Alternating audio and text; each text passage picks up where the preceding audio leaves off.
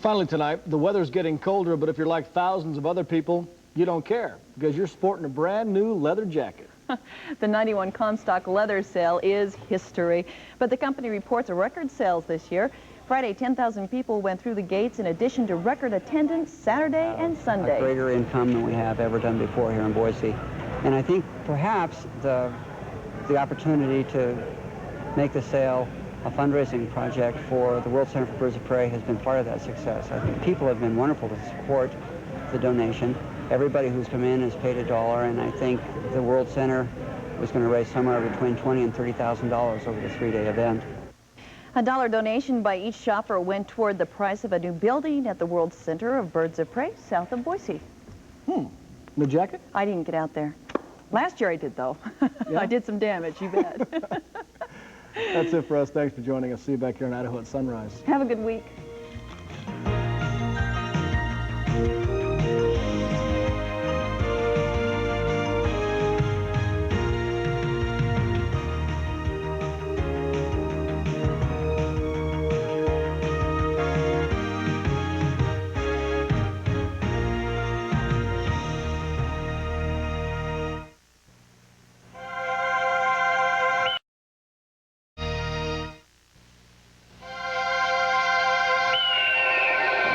On this edition of The West, fishermen are literally dying to bring you fresh fish, sailing on unsafe ships. The vessel operated routinely with leaking holes and small cracks through the stern. And find out why men get different treatment than women when it comes to heart care, a difference that may be costing lives. It's a very cruel sexism because it prevents research and development of sciences, and it does victimize women, there's no question.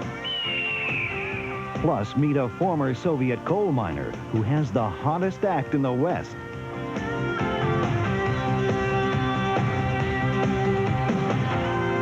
With reporters John Gibson, Vicki Liviakis, Dan Noyes, Joe Oliver, Todd Pottinger, and Nina Schlossberg. This is The West, the news magazine of the West.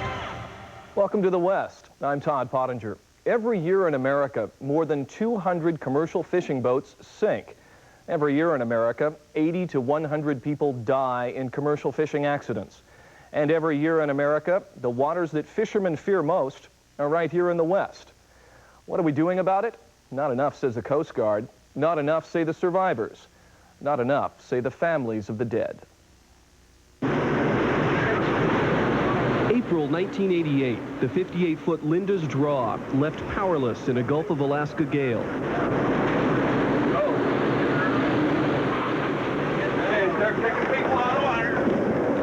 Incredibly, everyone on board is rescued.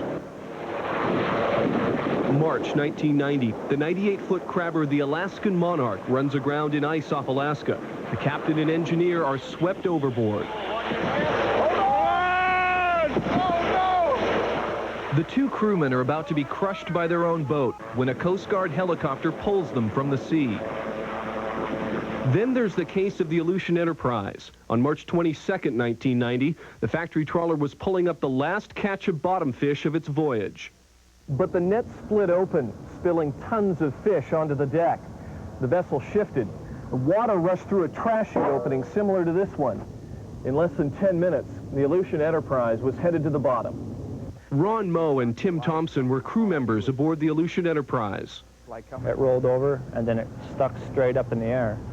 And it was up there for a long time, and you could hear air pockets and things blowing up and exploding, and windows shattering and people screaming.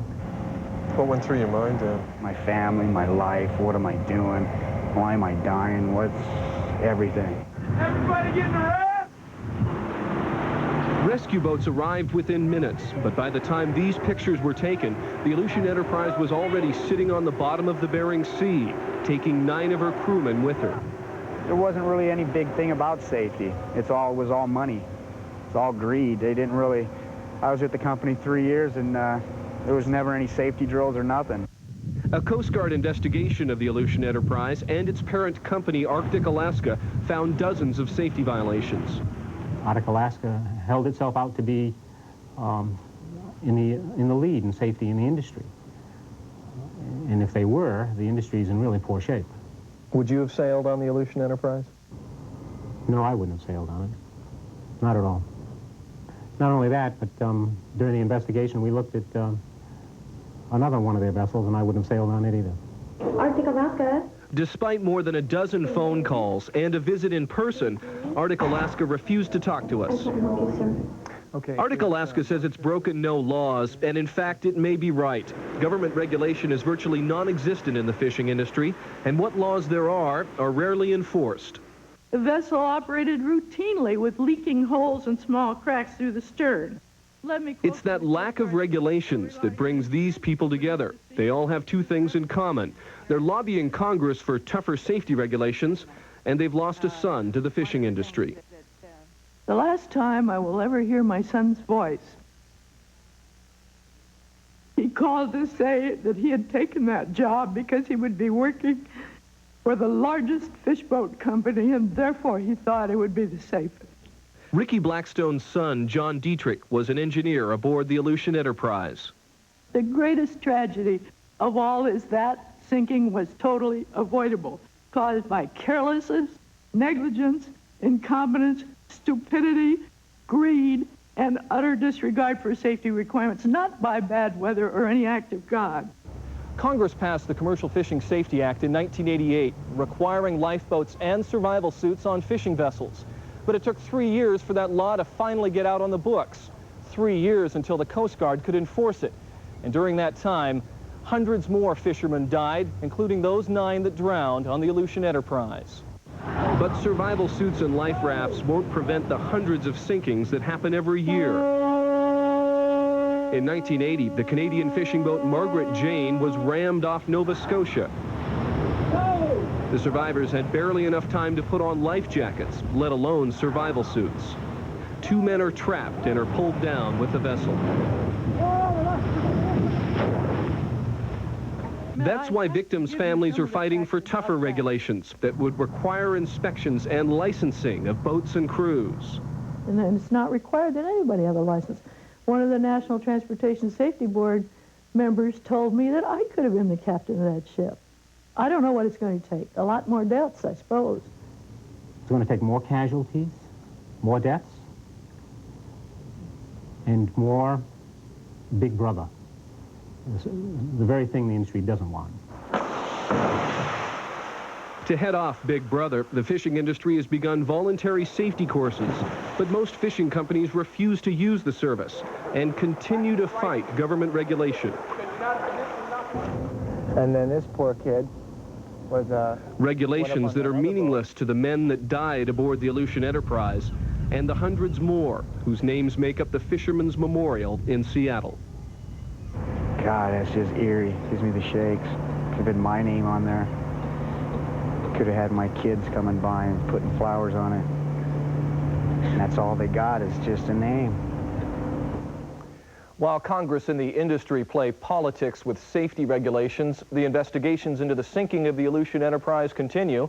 The U.S. Attorney in Seattle is still studying the reported safety violations aboard the ship to determine whether they are serious enough to warrant criminal charges against Arctic Alaska. Still to come, his career is literally flying high. Vicki Liviakis introduces us to the muscle man who's taking the West by storm. But first, Joe Oliver exposes a healthcare scandal, one that's costing Western women their lives. Stay with us. Oldsmobile knows that all your roads won't be sunny roads. That's why the all-new Oldsmobile 88 Royale LS offers you advanced traction engineering. The combination of anti-lock brakes, traction control, and road-holding front-wheel drive. The 3 elements to beat the elements. Oldsmobile, the power of intelligent engineering. Now, get 2.9% APR financing for up to 48 months. Nighttime. One of the worst times for pain. Pain that's hard to face alone. That's why you need new Ultra Strength Bengay. It's the strongest Bengay ever. For muscle pain that's hard to ignore. Minor arthritis pain. Back pain. Pain that seems worse at night. New Ultra Strength Bengay with added power and a 3rd pain reliever.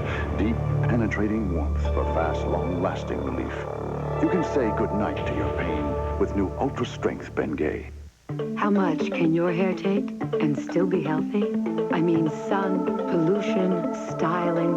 It can even end up here. You need Pantene. It's not just another shampoo. It's daily treatment for healthy hair. Pantene's Pro-Vitamin formula penetrates, improves your hair deep down. Does it work? Look, shine that seems to come from within. Incredible body. That's healthy. That's Pantene. It's daily treatment for healthy hair. What was that? Hey, save some room. Now, you sure you didn't do any of this? I love to watch him cook.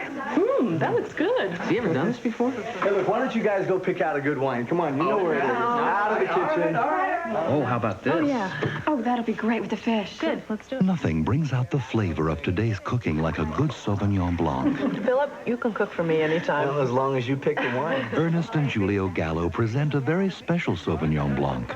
It's time for a change to Gallo.